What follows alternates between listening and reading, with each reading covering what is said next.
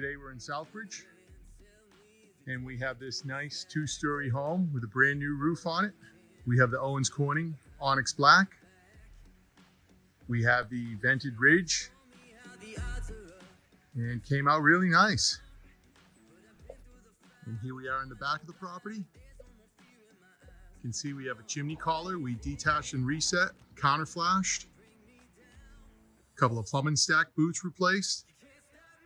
And then up at the top, we have 5 new louver vents put in place.